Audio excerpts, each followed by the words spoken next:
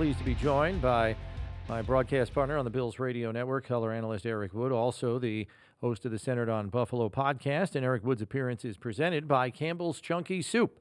Big, craveable favorites collide in Chunky Soup's new Mac line, featuring flavors like Buffalo-style chicken mac, chili dog mac, and beefy mac. Stock up for game day now at your local Wegmans. Chunky Soup that eats like a meal. Okay, Eric, so the news comes down this morning. Terry Pegula issues a statement. Brandon Beane ultimately is promoted to president of football operations and general manager, and he's going to lead the search for a new head coach with assistance from president of business operations, Pete Gwelly. Just your immediate reaction when you saw what went down go down this morning. Yeah, I was shocked. I was honestly shocked by it when I saw it come down. And, you know, Sean is an incredible leader and has been for a long time in this organization. And, you know, you're incredibly grateful as a player to have played for him, and you become a better player, you become a better person. And, you know, the impact that he had on this city and organization over 9 years is absolutely incredible. Takes over in 2017, a team that most thought were tanking, and breaks the longest playoff drought in all of pro sports. Has the 2018 year where dealing with all the dead cap money, and then goes on an incredible run. An incredible run where I know none of the seasons ended in a Super Bowl, but sustained incredible success within this organization through his tenure. So, you know, when Bills fans look back on the Sean McDermott-led Bills, there's going to be a lot of great memories. And, you know, ultimately the decision comes down to, you know, do you feel like you're kind of spinning your wheels? Can we get over the hump? And, you know, people had to make a very difficult decision here. And I know it was tough to make this decision, but you ultimately make a decision to try and get over the hump because you had another season end this past Saturday in another disappointing fashion. Yeah, and certainly this does not smell to me like a reaction to one loss. Denver, as excruciating as it was, I think it's more of a reaction to a characteristic loss. They've lost games like this time and time again in the playoffs to end their season, and it strikes me that that's kind of what overrides all of this, is that once they get on the field, even though they have played great in the playoffs, and then on Saturday they didn't play so good, but it seemed like that same characteristic kind of loss that is like leaves you like going, how did we possibly lose that game? Is the characteristic just gut-wrenching? I mean, I feel like I've left each season that I've been on the radio call just gutted after the game, and you just look back at missed opportunities. And I guess that's the case for any team. When you get eliminated in the playoffs, you point at the things that you could have done differently, or what if this would have happened instead, or what if this call was different? And, you know, you can always say, you know, NFL games generally come down to 5 or 6 plays that decide them. And in these elimination games, they just simply haven't gone our way, whether it's been a 50-50 call that doesn't go our way, or a bounce of a football, or whatever it may be. It's just been these gut-wrenching losses at the end of the season. And this one ranks right up there. And, you know, the Bills have 5 turnovers in the game. They only force 1. You lose the turnover by 4. You realistically have close to a 0% chance of winning the game. And they show incredible heart and resiliency that we've seen all season long from this team. And they claw all the way back and take it to overtime and just come up short. And so, you know, to your point, the characteristic of these losses, I would imagine, has to do with Sean no longer being our head coach. We saw the statement that Bills owner Terry Pegula released earlier today, Eric, and I want to just get your take on this. Pegula in the first paragraph says, "I feel we are in need of a new structure within our leadership to give this organization the best opportunity to take our team to the next level." Brandon Beane was hired shortly after Sean McDermott because those two men had worked together before, were deemed to be in lockstep in terms of their philosophy on growing this team into a perennial contender. As we understand it, both reported directly to Terry. it being in need of a new structure within our leadership to give the organization the best opportunity to take the team to the next level. What does that signal to you in light of the promotion handed to Brandon Beane? Yeah, I mean, without getting any additional clarity on that, and that's a line that I read a few times today as I saw that statement released. What it would signal to me is that we're putting a lot of faith and trust in Brandon Beane here now, and whatever coach is hired will answer to Brandon. He will give the direction of, whether it's philosophy or scheme and how we're going to draft specifically to that, and let Brandon Beane run it from the top down. It won't necessarily be two separate equal forces at the top directly under Terry. It'll be the Pagulas, then it'll be Brandon Beane on the football side of things, and then the head coach. And I think that's healthy to have a setup like that. It wasn't necessarily the structure that we had in place. And so when your season consistently ends in the fashion that the Bills has, with, games where you feel like either we were the better team or, you're so close, you shake things up and see if you can get over the hump. And, you hope you have 8 to 10 years of Josh Allen still as your quarterback. And, it's one of those deals where you don't want to continue to spin your wheels if that's how you feel, and waste any of those years moving forward. And that's not necessarily my opinion. I'm just saying that's my perception of the situation currently. Yeah, and with that in mind, knowing that Brandon Beane comes out of this development with a promotion and clear control of the football side unilaterally, do you anticipate the coaching candidate pool to be more of the younger variety rather than a veteran coach with a lot of skins on the wall that might want that kind of personnel control, but clearly, at least from the surface, does not appear that he would have that here? Could you see them leaning more towards younger coaching candidates that are more focused on doing the head coaching job rather than making personnel decisions? Yeah, I certainly think that could be the case. And then it could be the case where they're just putting this in place now. So if you go out and interview a Harbaugh, a Belichick, a Gruden, just to name names of, established coaches that would potentially want a large say in the personnel as well, you're saying, hey, no, we have our guy in Brandon Beane who's going to handle that for you. You are in charge of coaching the roster that he puts in place. And look, any head coach and GM are going to have to work hand in hand through so many things. And it's the coaching staff and the GM when it's, evaluating players in the draft and everything that goes into bringing free agents. It's a collaborative effort, but you're essentially saying, no one's coming in here to take over full control of the organization. And, that's generally that's going to be your healthiest way of leading an organization. I mean, the head coach has so many responsibilities, and Bill Belichick gets a lot of credit for all those Super Bowls, and rightfully so, but their drafts weren't stellar. They Right. didn't have the best drafts year over year. I think a big part of that is because Bill Belichick just has so much on his plate to then handle all of that responsibility too. It just, to me, it seems like it'd be too much to take on for one person. Is there a chance too, and this has been floated out there as well, that they elevated Brandon Beane to the president of football operations and GM. Is there a possibility that he brings in a head coaching candidate to say, who do you want as GM? And then hire that guy, and then Brandon just stays on as president, and they hire a second a GM to do, because it's two jobs. Is that a possibility, or?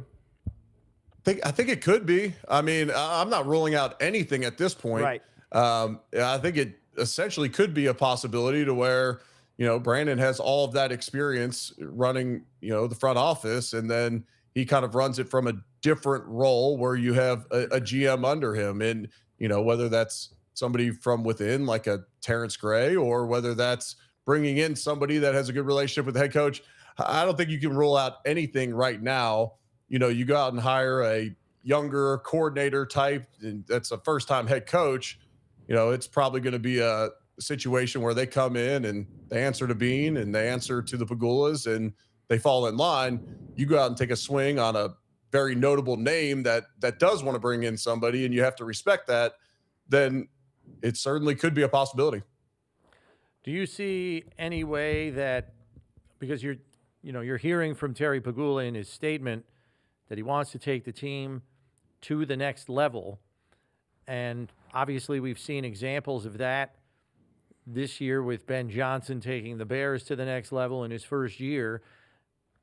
I'm very curious to see what the pedigree is of the head coaching candidates that are ultimately interviewed here. It could be the full gamut, Eric, but I'm wondering if they lean towards the younger hotshot coordinator or on offense, or if they lean toward Super Bowl, a coach with a Super Bowl on his resume, and go that way. What defines next level, I think, will be revealed in the coaching pool they choose from, right? Yeah, I think so. And you likely make this move with, a few candidates in mind. I don't know that they have anyone set in stone that they got to have right now. Maybe they do. Maybe they have somebody that they're going to go after. Maybe they've vetted this already. But you likely have a few candidates that you like. You want to interview them. You want to get to know them better, see if it's going to be the proper fit. I mean, me personally, you would think that they're going to lean towards an offensive-minded head coach. You would just assume that, just based upon the fact that, like I mentioned earlier, if you have 8 to 10 years left of Josh Allen and you bring in an offensive-minded head coach and you have success, then Josh would hopefully just play in one specific offense the rest of his career here in Buffalo. And if you go out and get a defensive-minded head coach, you're going to constantly play in that game of, every couple of years, your offensive coordinator is likely going to get a head coaching job or going to get looks for it, or you got to fire him because Josh Allen's going to make a good offensive coordinator look great for the most part. And so you'd likely have Josh playing in 4 or 5 more offenses throughout the rest of his career.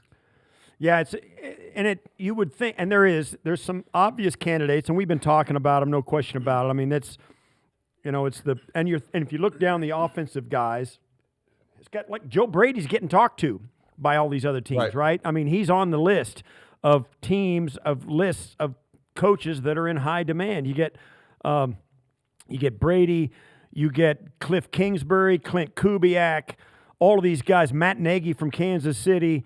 All of these guys are on the Mike McDaniel, former head coach of the Dolphins. By the way, I just saw him. He's plus 300. He's got the lowest odds of being the Bills' next head coach, right? So all this crazy stuff is out there. But if that's the way you go, the list automatically gets, chopped in half if you're going to go with an offensive guy. Now, if you chop it further and say the guy needs to have former head coaching experience, then you're down to guys like Cliff Kingsbury, Mike McCarthy, John Gruden kind of guys. Yeah, it'll be interesting to see, when they start listing their list of candidates, what direction we should get a pretty clear indication whether this is going to be hey, let's interview everybody and let's make this a long process of the Tomlins, the Grudens, the Belichicks, whoever, all the way down to the young coordinator types, or if it's, a shorter list that they, put out there of the candidates that they'll be interviewing. It'll be interesting to see how it shakes out. And, a lot of these guys I don't necessarily have history with to be able to speak into it. I've obviously seen them either coach against the Bills, coach around the league. And I was listening to One Bills Live earlier. It's like, okay, Mike McDaniel, obviously had some great offensive success at times in Miami, pair him up with a great defensive coordinator and you think, oh my gosh, look at this. Look at our schematically. Well, was the player issues in Miami with people being late and the lack of accountability and Tua kind of spouting off in front of the microphone each week saying we need more accountability in the locker room. Is that a Mike McDaniel thing or is that the players that you brought in? It's just, I don't know enough about it to speak into it. I do know, and I know this for a fact, this is going to be a sought after job. I mean, obviously you got Josh Allen, you got a little bit more cap room than we've had in the past. You have a talented roster, brand new stadium you're moving into, incredible leadership within this organization from the top with the Pegulas, who around the league have a just incredible amount of respect to where, Buffalo checks all the boxes. Right. Unless you want to live on the coast somewhere, Right. Buffalo checks all the boxes, and you're also falling into maybe the greatest fan base in the country. Buffalo checks almost every box. How important is it? And I know that it's a process and it's a musical chairs kind of thing. And we've already seen John Harbaugh snatch up the New York Giants and the Atlantic job. Kevin Stefanski slides over to that. And there's only 32 of these jobs, and there's only 8 available this year. 8 left, I think, right? Yep. So how important is it to get it done fast, or how important is it just to get the right guy? I mean, you know what I'm saying? How much of a deadline? How much of a deadline do you place on this? Is it just if you get the right guy, it doesn't matter if it takes you until March or April? You know what I'm saying? You're competing with other people for these people, right? And there is that. You got to move fast. You got to move fast, especially if you have a guy in mind that you love. If you got a guy that you love out there right now, you got to move fast. I mean, it wouldn't surprise me to see this, kind of play out here in the next few days where, the interviews are taking place. If you got a guy you love out there, you got to go make a move so he doesn't get picked up somewhere else because I don't know if I buy that. I mean, yes, you're right, but I don't think this is a team that's been having a side eye with some guy in the back room. I don't see any back channel communications to. I'm pulling a name out to Brian Billick, right? I'm pulling an arbitrary name out so I don't use anybody up. But there's no back channel communications going, hey, we're going to fire our guy and hire your guy. I kind of don't see that being the case here, and I don't see a shiny toy on the shelf like we have in years past, right? Like Ben Johnson. Johnson. I don't see one of those guys out there. So I don't know that you have to put your foot on the gas and shift gears to get it done as fast as you can, because I don't know that there's that guy that everybody is trying to get their hands on, particularly now that John Harbaugh is taken up. Mike Tomlin's not going to coach this year. All of that's off the table. So I don't know that I would be that much in a hectic mode trying to get a guy scheduled. No, that's fair. I mean, kind of the hottest coordinator name is probably Kubiak out in Seattle. Right. And I've had zero experience with him. Now, I know his dad, when he was in the league, his dad, players loved playing for him. Tough, accountable, but was just a 10 out of 10 person, and guys played hard for him. And so you look back at the family ties and say, okay, well, you'd assume Clint would be a good leader in the locker room as well. And, that would maybe be this year's Ben Johnson if you're looking around the league. But I don't know that he doesn't necessarily have the track record as Ben Johnson.